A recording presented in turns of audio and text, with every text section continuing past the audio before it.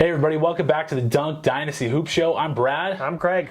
And we are here to talk about Bradley Beal and the Washington Generals. Wizards? Yeah, sorry Wizards fans. This might be a rough watch for you. Yeah, we're going to talk about your team and essentially what we think are the likely outcomes for the Wizards. So, Craig, let's talk about it. What happened this offseason with the Wizards? So, their big signing was Isaiah Thomas, and I kind of feel bad for the guy. He had that flash in the pan season in Boston, and it has all fallen apart since then. He's injured again, and he's going to miss probably the first 6 to 8 weeks of the season. And that's just where it all starts for the Washington Wizards. Yeah, Isaiah Thomas, we'd like to see him get back to what he was. He was fun to watch in Boston.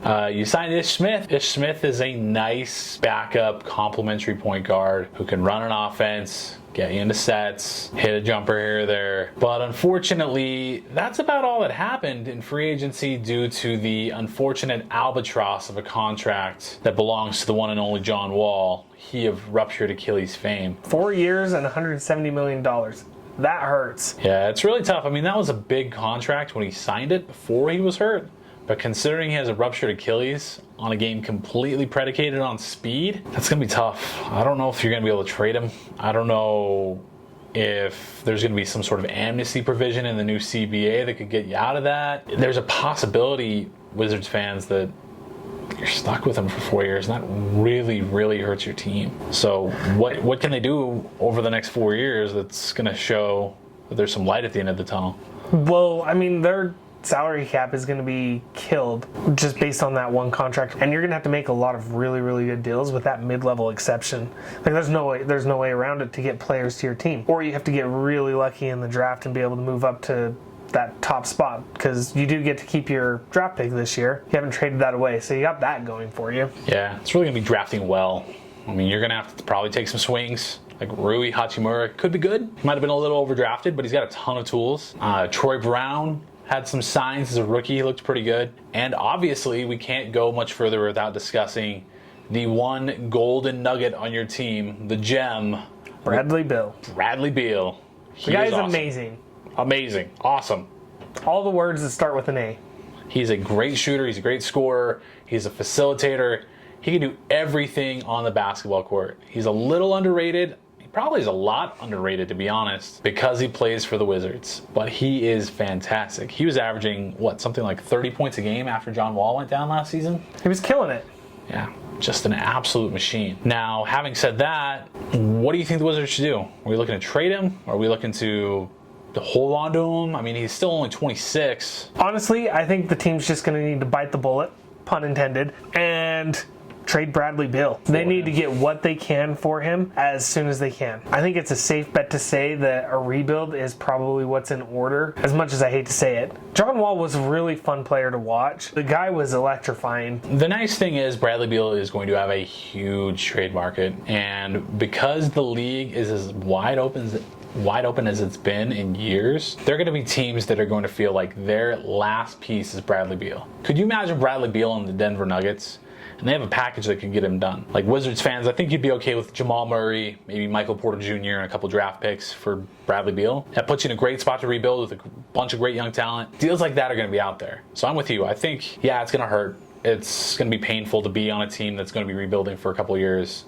But if you can get some good pieces from Bradley Beal, future will be bright. 4 years seems like an eternity, but if you can get some guys on rookie contracts, 4 years will go up in no time. Rebuilding isn't always the worst possible scenario. It just means that what your team has been trying in the past, you can tell it's just not going to work. So hitting the reset button it's not a bad idea. And it's not trying to say that your team's going to be terrible or your team's going to be garbage, but it will be hard to watch knowing that if you keep Bradley Beal and you keep John Wall, your team's not going to win it all. It might not even be a playoff contender. Yeah, I get it. It's the Sixers. Nobody likes Philly. But you almost have to trust the process a little bit. Just allow yourself to rebuild, get some draft picks.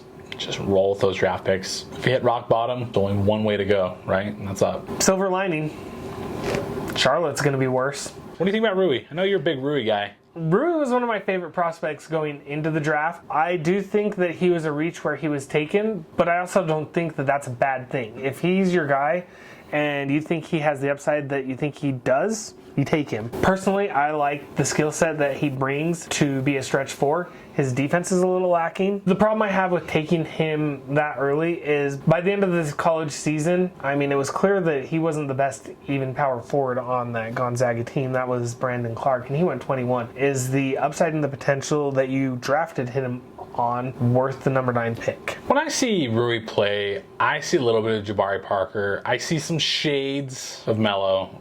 I know they're not the same, but I see some shades of Melo when I see him play. He's got a really good face-up game. He's a really good player in the mid-range. He's not a great three-point shooter. He does have a lot of tools to work with, and I think he has the potential to develop into a 20-point-a-game scorer. It's going to take a little bit of time because he is kind of raw. You know, he grew up in Japan. He played at Gonzaga, and as great as Gonzaga is, it's still a mid-major school who plays in the West Coast Conference. So the level of competition there is not great. And his freshman year, he had to learn English to be even able to understand his coach. For a pick, in terms of what the Wizards need, yeah, every team needs a scorer, and that's absolutely what he can be. He's going to get a lot of playing time, so a lot of chances of learning on the fly. All right, so we're going to move into our best case, worst case, and most likely case. I'm going to do my best case and my worst case scenario because it's literally two sides of the same coin. The best case scenario is being able to trade, surprise, surprise, John Wall. If you're able to unload that contract, that will free up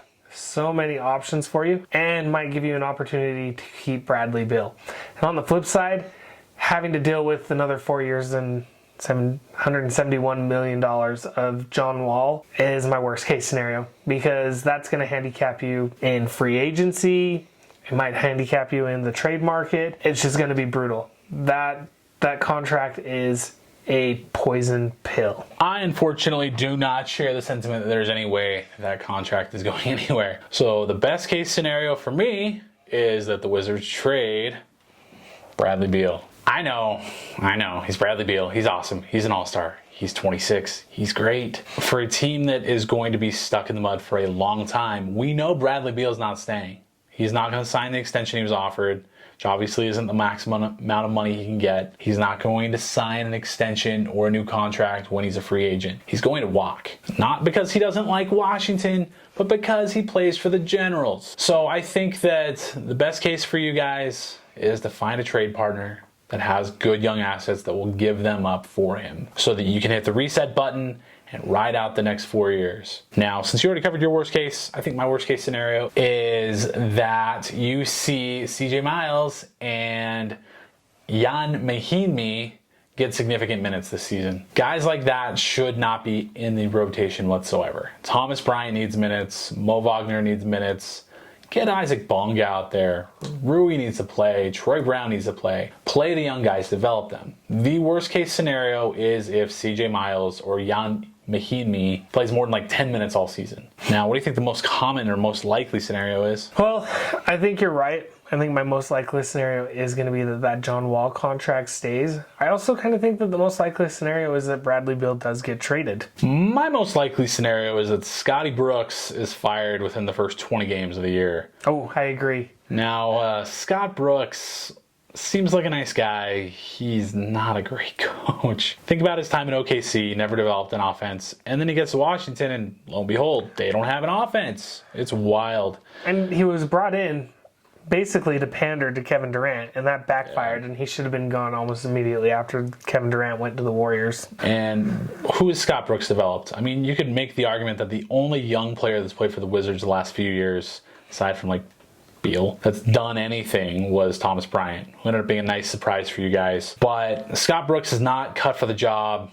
You need to get somebody in there who's going to be able to develop talent. All right, that's all we got for you tonight. Sorry if that's a rough watch for you Wizard fans, but sometimes we have to talk about reality, and the reality is it might be a rough season for your team this year. If you can go ahead and give us a like and a subscribe, leave us a comment, let us know what you think the most likely scenario is for the Wizards season, and if John Wall or Bradley Beal are going to get traded. Thanks for watching and have a great night.